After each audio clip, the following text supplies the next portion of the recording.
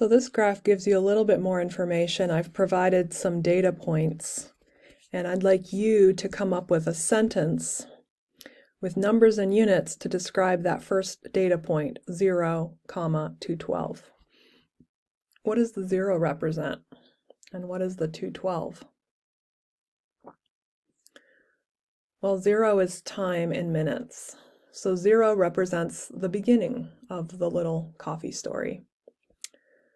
And 212 degrees Fahrenheit is boiling. So we could say at 0 minutes, the temperature is 212 degrees Fahrenheit.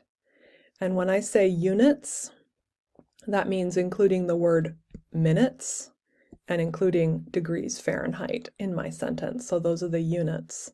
These are the quantities. Time is the quantity measured in minutes, the units. Temperature measured in degrees Fahrenheit. So that's how I typically label my graphs. Let's hop over here and look at these sentences. So pretty straightforward.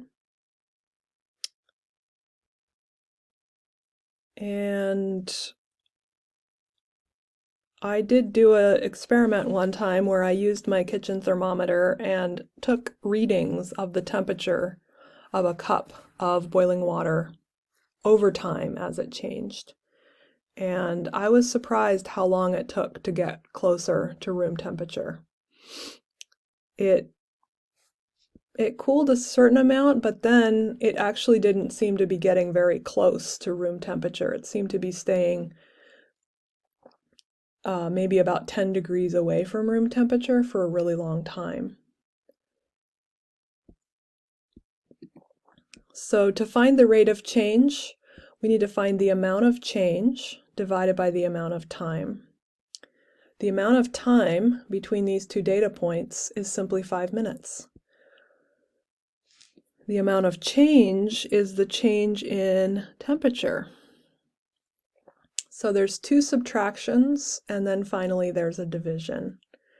If you have that template from what we did earlier for population, you can follow that to find the rate of change here.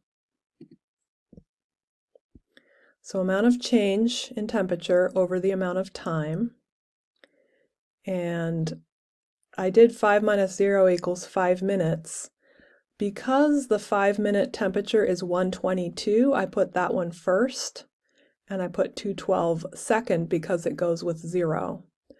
That makes me get a negative answer, which is fine because a negative number indicates a drop in temperature.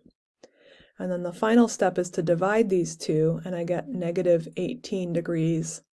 So 18 degree drop every minute here. The temperature drops about 18 degrees every minute. And then over this time period, I'm expecting it to be a little bit slower.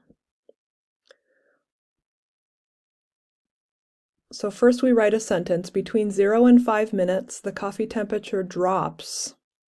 And since I put the word drops in here, I do not put a negative on here.